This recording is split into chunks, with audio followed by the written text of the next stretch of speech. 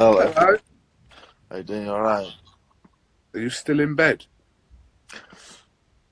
Yeah. Why?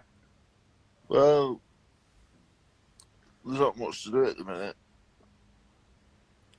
so I've just been sleeping it out. Fair enough. Right. Okay. We'll take some questions from some people in a little while. But yeah, you announced the other day that you've just joined up with MTK. So do you want to talk to me about that and kind of the idea behind that? Well, basically, my career, I've been managing myself basically since just before the Luis Ortiz fight.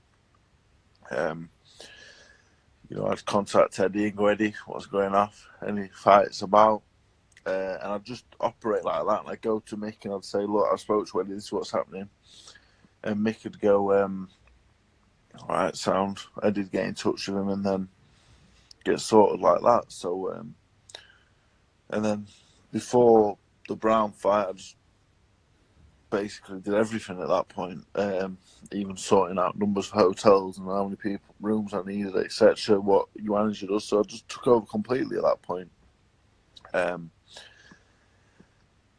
I've done well out of the game, but I'm not done as well as I should because, you know what I mean? I'm lazy. I just go, yep. Yeah, whatever anyone offered me, I always just said straight away, yeah, that sounds right, sounds like that. Yeah, I fight him, yeah, it's fine. Do you know what I mean? So, Tommy Stalker, I got talking to Tommy Stalker a bit ago about something unrelated. And I just thought, you know what, the MTK, they're putting on the best shows that they're putting on YouTube. All them shows, but I used to think they're quite good shows. I used to watch them. And I just thought they're good. And I spoke to Darren Tetley a few weeks ago as well. And he told me about how he'd signed with them. And it was very, very professional. And I thought, you know what I could do with some professional help. So, yeah, I got in touch with him and I said, look, can you help me out, please? I just need I need a bit of guidance, really. I just need someone to be on my team, be in my team, be the team, I guess.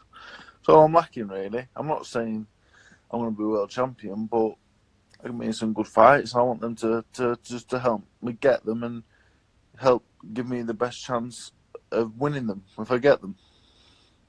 Why has it taken you so long in your career now to? I mean, you're still young-ish. Why has it taken you so long to kind of get proper management behind you?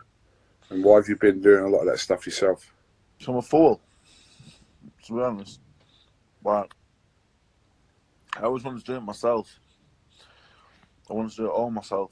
Like, my dad always like, oh, well, you need to do this. And I said, look, I'm doing it myself because when I die one day, which will happen, I don't want to lay there thinking, oh God, it was his fault. I don't want to be that man that blames other people. So I'm a responsibility taker. I do take responsibility. If nothing else, I'm good at it in this life. I do take responsibility for my actions. So, but I just thought, you know what, David, you need to sort yourself out because I'm 28 now. I need to sort myself out. So I just thought this is a good starting point. Fair enough. So let's come on to kind of the situation the world is in at the moment. Yeah. Which is quite just, well, it's crazy, to be honest with you. No one's obviously ever been in a situation like this here. So what's your thoughts on it? I just think it's mad, obviously. That's a bit of an understatement. But I've never lived in these times before. I don't know. It's a really hard one, isn't it? What I don't know. I don't know how long it's going to take. In terms of boxing, I think it's going to be September time at the earliest when boxing starts up again. And then what happens? What happens in September if it starts back then? What happens with all the fights that we've missed? Do we have boxing shows every Saturday?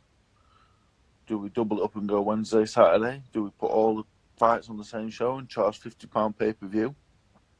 So it puts Eddie and Frank and all the promoters in a good position and a bad position, because you got all these great fights, but the stress, I assume, the stress of putting a show on would be unbelievable. Mm.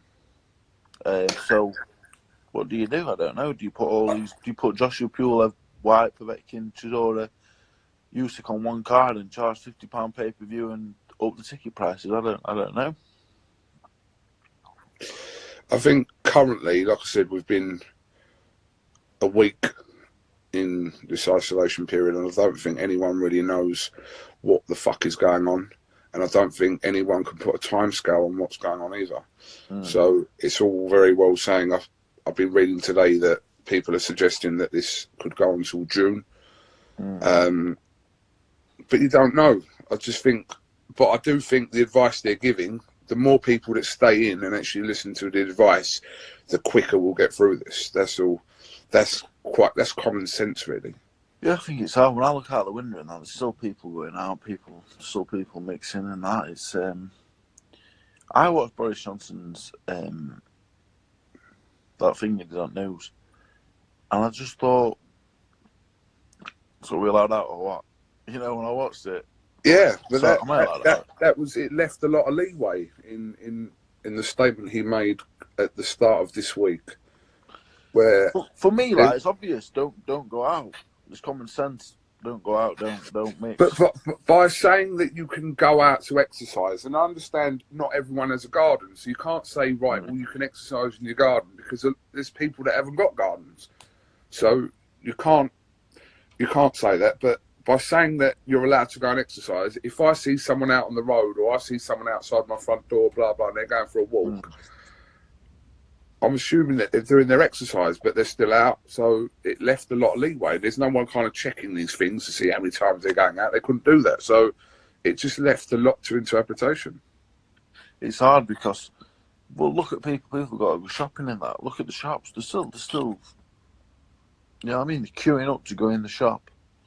They're queuing up 2 meters away and all this, but I'm not taking a tape measure out, measuring 2 meters. You know what I mean? It's a lot of things are being left to interpretation, and I think some countries have tackled it better than others. I don't think we've particularly gone about it the best way. So it's an hard one for sure. I think it's coming though, isn't it? I think it will come where you do have to actually stay in your house and you can't leave your house, like what's happening in loads of other countries. I think that is coming. Yeah, I think it's difficult. It's very hard because at that point they're taking away your rights to be your human rights, I guess. But it's better than dying. No, I agree. But I think that is coming. I think eventually that will come, and probably sooner rather than later. I think we need it, to be honest, because we can't live like this. At the minute we're in limbo kind of thing, like where I think a good 70% of us are in full lockdown already, you know. But people need to realise one person goes out, sees one person, that's when they see another three. You know what I mean? I seen the chart about how it spreads mathematically, and it was mental. But it's definitely a difficult one. I spoke to Ricky Hatton on the phone the other day, and he said that he was, like, with his mental health, he was struggling a little bit with kind of being contained indoors and everything that's going on. So I will kind of ask you the same question, how you're kind of coping in that respect. Well, for me, this is not too dissimilar to my actual real life. I always stay in the house as much as possible. You know, my normal day would be going to the gym, wishing that I didn't have to leave the house to go to the gym, then coming home, then going back to the gym. So in my second session sometimes, won't even do it in the gym because I don't really want to go to the gym. So for me, and selfishly, this life isn't too hard for me. Because I quite like the isolation. It's quite nice. Because I mean, what you know, what I worry about for the most part is homeless people. I wanna know what's happening with them as well. As soon as it all started, I thought, well, what's going to happen with these people? Like, what are they left to fend for themselves outside? Like, I don't understand. Yeah, it's a good question. It's not really been spoken about, but what is happening to people that are actually living on the streets as their day-to-day life? It's a weird one. There's loads of things that I've been thinking about, but I'm not the Prime Minister, sadly. No, but there's a few people on here suggesting that you should be. Can you imagine? The country would be a better place for about 2 weeks, and then we'd run out of money. Really? Yeah, I reckon so. Yeah. Maybe you stick to what you know, then, Dave. Yeah, I'll just stay in bed, mate, till it all blows over. Right. I know, obviously, with these Instagram lives, there's some sensible people and there's some not so sensible people. So we'll maybe take some questions. If you've actually got any genuine questions for Dave, ask and he shall answer. People saying that all these homeless people in house, they can't home every homeless person in the country. It's an impossibility. If that's the case in an emergency, housing all homeless. If that's the case in an emergency, how can that not be a case every day of the year when it's like minus temperatures and stuff? Someone asking you there when you're next out, but I suppose you don't know and no one knows.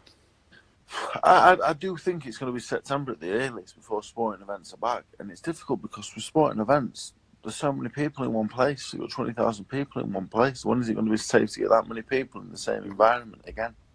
Taking public transport and all the rest of it. There's so much going into it. How are 20,000 people gonna say, you know what, I'm gonna take the punt of buying tickets and transport? I think it's gonna be a while again before people even dare take the risk of putting the money out of the pocket and spending money on such things. What was the best fight of 2019? I can't really remember, to be honest. I think if it was in 2019, that little fella, you know the one, he boxed Donaire. Inoue. I can't say his name. Inoue. Yeah, that was a great fight. I really enjoyed that. Who's your favourite opponent for your next fight? I don't really know, to be honest. I think that's MTK's job now. I will left it up to them, you know. I think I used to be the manager, I used to be the promoter, I used to be the matchmaker, I used to do everything for myself. So it'd be nice. I'll just concentrate on the training really, and just, you know, I want to get myself a good trainer, and I'll just fight whoever they put in front of me, I guess now. A lot of people asking about your tattoo. Yeah, they're all coming off my fingers now. I think it was a poor tattoo, and because I'm always got gloves on and stuff, they're wearing away, luckily, so it's all right. They're wearing away? Yeah, I think so, yeah. I just give a good scratch every night before bed and they're coming off. Okay, fair enough. Opinion on Joe Laws? I like Joe Laws, yeah. He's exciting, but how far that's going to take him when he steps up a level, I don't know. But the main thing is being exciting and people caring about you. So when people start caring about whether you win or lose, and even more importantly, when they care about you whether you win or lose, that's even better. And I think he's already nearly at that point. So he's done the hard bit, you know. Now he's just got to be as good as he can be.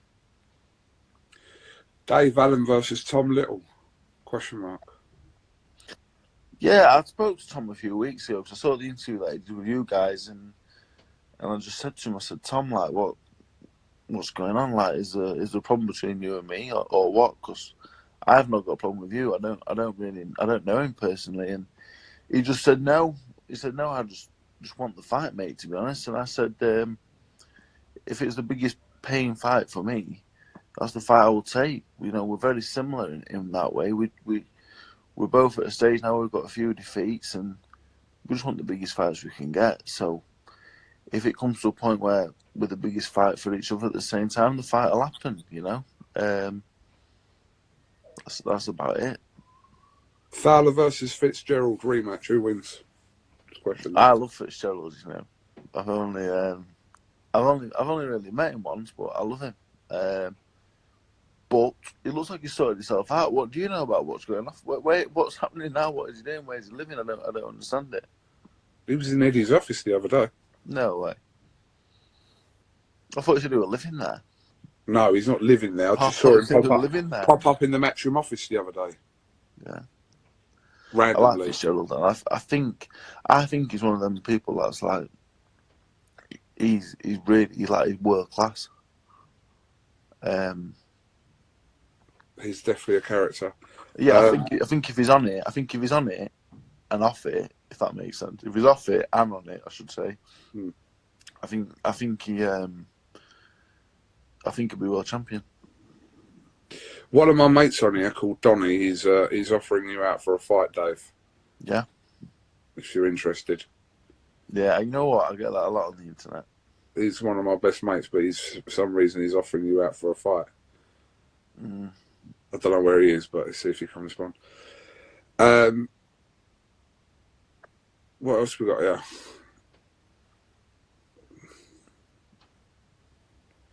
Will Dubois be world champion before 2021 ends? I don't know about that, but I think he will be world champion, yeah. I'm watching his first few fights, and you know, in boxing, you hear lots of things, lots of rumours about certain people, like, oh, well, he got done in the gym, or oh, he's not that good, really. So I wanted to fight him. I was confident about fighting him for his whole this and that, and then he started beating some good fighters, you know, like he beat Tom Little, beat Nathan Gorman, and then you think, you know what, he can't be that bad actually, and then I, you know, when he beat Gorman, I thought, yeah, okay, he's top class. So I think he'll go all the way. Yeah, I think he's really, really good. And for his age, he's got a good little resume already. You know, like he's a proper fighter already. And that's not even talking about how far he can go. That's talking about what he's already done and what he's already achieved. He's very, very good. Would you fight Joe Joyce? I mean, I'd fight anybody. Like, I fought Ortiz after 10 fights off at Settee, nearly 20 clan. It's not a case of would I fight him. It's a case of, at this point, it's just like, well, what are you going to pay me? And have I got time to get fit and give it my best? I'd fight anybody, you know? And that's not trying to be brave. I don't care. I really don't care. I'll fight anybody if you're going to pay me. I'll go outside now and fight anybody. You're going to give me some money and it's going to be fun.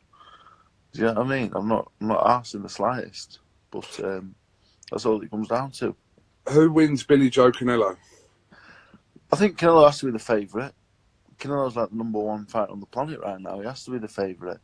Well, for me, looking at Billy Joe Saunders on top of his game, when he boxed Lemieux, you know when he boxed Lemieux, you gave him a chance of beating anybody, wouldn't you? But Canelo has to be the favourite because it's going to happen in Vegas, isn't it? Is it Vegas where he fights? Yeah, Vegas. So you're already at a disadvantage. You're already going over there, fighting him over there. But yeah, it'd be a good fight. It'd be a great fight, in fact. Will you be training with Darren Barker again? I won't be fighting with Darren. I won't be fighting with Darren. No, I won't be training with Darren either. No, me and Darren for the Lucas Brown fight, it worked fantastically well, and Darren changed my career. You know, he turned my career around. He really got the bit between my teeth, and we had a great time with it. The prize fight didn't work out as well. The training didn't work out as well. Probably I'll take the blame for it. Darren would be a great trainer if he did want to go back into it. But yeah, it was great for me at the time. So, but no, I found a new trainer. Darren's very busy, you know. Obviously, with his work life and with his family life and stuff like that. So, no, I'll find somebody else. Who would you say is the best heavyweight on the planet currently? If you take yourself out of the equation. Well, of course, I have to take myself out of there because it would be unfair. Got to say Tyson Fury, obviously. And with boxing, you always look at the most recent results because you're only ever as good as your last fight. So the way he beat Wilder, how can he not be number one? I know Joshua's got most of the belts, and I think if AJ and Fury fight, I think people think I would tip an easy Fury win, but I wouldn't. You know, stalemate fights. I think Wilder came in too heavy, but Tyson was unbelievable, and on that performance, how can you not call him number one? So I have to go Fury 1 and Joshua 2, but very close behind him, and that's got to be the fight, hasn't it? So you're saying Fury 1, Yep. Joshua 2, Allen 3. I mean, we can do if you want. If you're saying that, Why not? Why not? Who would win out of Callum Smith and Billy Joe Saunders? Peter, I can't read your last name. McManus asks. I think it depends on the weight. A lot of it depends on the weight. I think Callum Smith at 12 stone. I don't want to take anything away from John Ryder because I thought John Ryder beat Callum Smith, in my opinion. That was another question on here. I thought John beat Callum Smith, but for me, I think John Ryder's a really good fighter, like properly good. But I'm not sure if Callum Smith's done at that weight. You know, he looks a little bit flat. He didn't look the same fighter that we've seen in fights before. Maybe that's just down to John being a very, very good fighter and being all wrong for him. But I just thought that Callum didn't look good at the weight. So if it happened at 12 stone, I would pick Billy Joe Saunders to beat Callum Smith. Yeah, but obviously going a weight above Billy Joe's not nowhere near like heavyweight, so it would be unfair to judge at that weight. There's a couple of questions here, and I'll kind of combine them into two. One was who is the hardest hitting sparring partner you've had, and who is the hardest hitter you've been in the ring with? I always said that Tyson was the hardest puncher I sparred, but no one believed me when I said it. They thought I was just saying it. And after the Wilder fight, everyone was getting messages saying, "Yeah, you're right about that." I said, "Yeah, I know he's giving me a headache all the time." But I always thought Tyson hit the hardest. But you know, in previous fights before the Wilder fight, he's never really done that. He never really boxed like that. I've sparred him at times where he moves, he boxes, he does all the stuff he does in fights that we've seen previous. But I sparred him as well when he did what he did with Wilder, when he walked me down and bashed me up like he did with Wilder. He's done that to me as well. So I knew he could punch when he sits down on his shots and comes forward and lets him go. So I think Tyson was the heaviest puncher that I sparred. The one that I fought was Tony Yoka. But Tony Yoka, I boxed Tony Yoka, he had 10-ounce gloves on. He's very fast. And 10-ounce gloves for a 17, 18 stone man, like, there's nothing really there. So Tony Yoka, the speed of it was what bothered me. You know, I boxed Dylan White, a heavy-handed man. Same with Lucas Brown. But the speed, and Ortiz was precise, but not heavy-handed like the others I mentioned. But Tony Yoka was just so fast. Like, really, the first couple of rounds, I thought, they're pissing me off then. They was hitting me, they was annoying me. I thought, fuck me, they're hitting me. You know, like you get little... When we were kids, we used to throw stones at each other. And it's the only way we used to, like, get, like, rocks and that, stand about 20 yards away and we'd throw them at each other. And when Tony Yoka were hitting me, I thought, fuck me, it's like being a kid again. It was like a little stone hitting you in the face. So, but then after 4 or 5 rounds, I thought, fuck me. It started to feel like a brick. Started getting tired. And he just never stopped.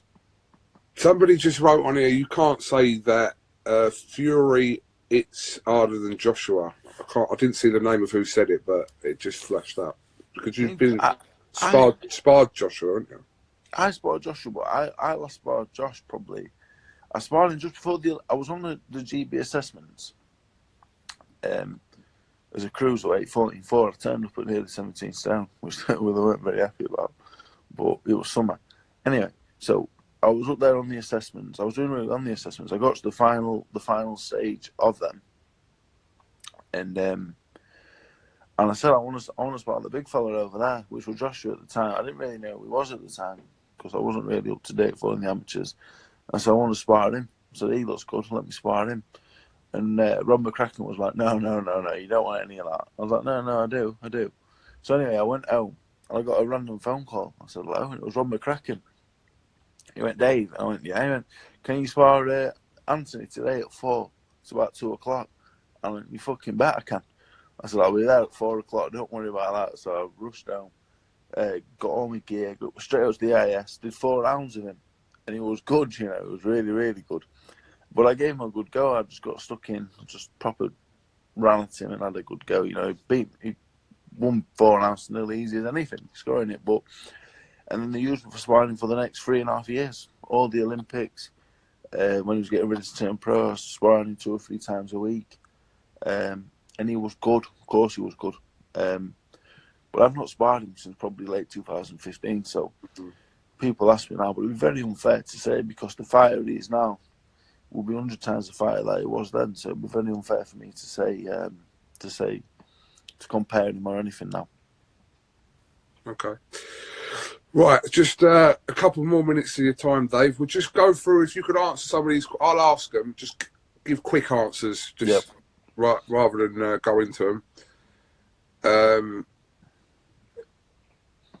Let's see what comes up here. Sensible. Froch Calzaghe in prime. I love Froch, but probably Calzaghe. Dubois Joyce. Will Calyafai win another world title? I don't know, because I don't know who's in the division above where he's been boxing. I couldn't tell you an honest answer, I don't know. Would you fight Hughie Fury? If the money's right, I'm fighting Minan. Who would win out of Dubois and Tony Yoka? I go with Yoka currently. Give a shout out to Josh Owens. Josh Owens. Who wins that? Who would win out of Inoue and Casemiro? Obviously, that fight was meant to happen in April, but it's not. I think Casemiro would beat him. Do you really? Strong shout. I'm a big Casemiro fan. You think he beats Inoue? Yeah. Yeah. Oh, okay. Who's the best British fighter ever? Nassim Hamed. Of course, the main man. That. Would you do MMA? I would, yeah. A well-known fact, an unwell-known fact about me is I'm a very, very high-level wrestler. Okay, oh yeah, because you was trained by Mick Foley. I forgot about that. Yeah, that wrestling as well. Prime David Haye against Fury. I think Tyson's too big. Who's better? better? I think it's funny though. Go on. I think it's funny how years ago,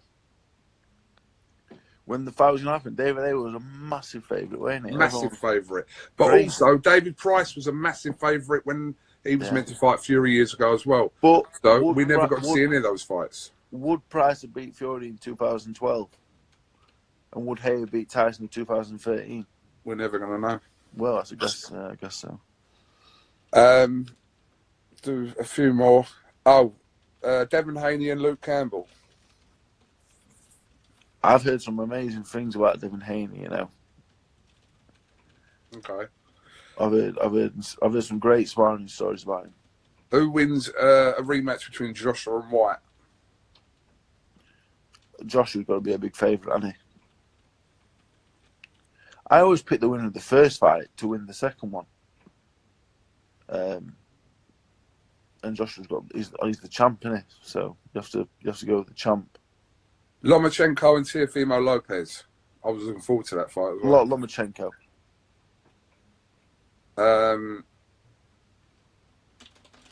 Billy Joe. Who would win out of Smith and Ryder if they fought again? I think at 12-7, I think Ryder would beat him. Okay, couple more. Oh, Conor Benn, Josh Kelly. I think at the minute, Josh Kelly would win. And you know what? It's funny, isn't it? Because the more you get around boxing, the more you make friends with these people. It's very awkward sometimes, questions. But you have to be honest. You still have to be honest, don't you? And I think Josh Kelly will beat him at the minute. But I think in 12 months, I think it'd be a different fight altogether. White and Wilder. think that's a very interesting fight. Very, yeah. I think a lot's going to depend on what Wilder comes back as now. Now he's been defeated.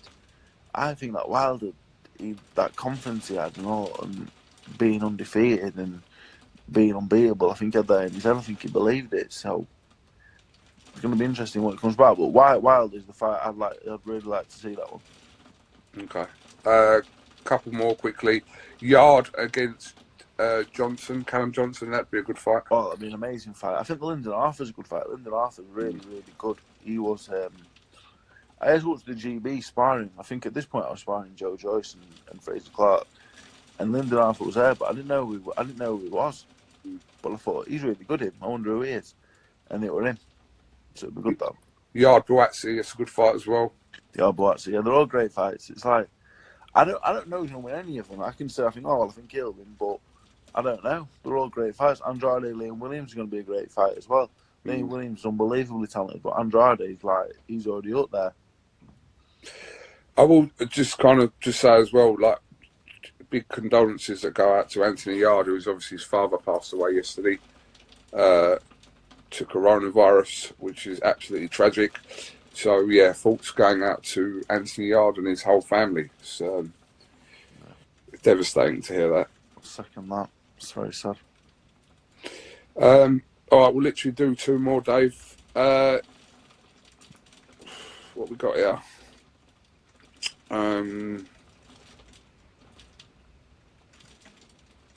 You can pick a couple of these out yourself if you want. Well, I'll ask you them then. I'll give you three. Who wins? You know what? I'm going to make one up myself. Go on.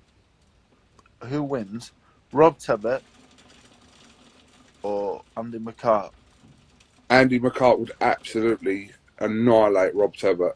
Do you think Andy McCart's actually hard, though? Is he hard? Or No, I'm not saying he's hard. I'm just saying he'd beat Rob Tebbett. I think that Rob Tebbett's not.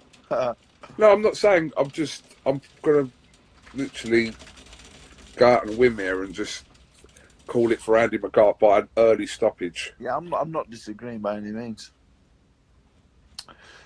Spence or Crawford? You asking me? I'm asking you, yeah. No, this isn't how this works. I'm not picking fights on here. You can pick fights on All right, here. I'll ask you ones that are not boxing related. Premier League, null and void it or finish the season off? Finish the season off if they can. It'd be very unfair not to, wouldn't it? It's not fair on Liverpool. Listen, it's not fair. If it can be resumed, which we don't know, but if it can be resumed, it needs to be resumed because, listen, you don't know whether...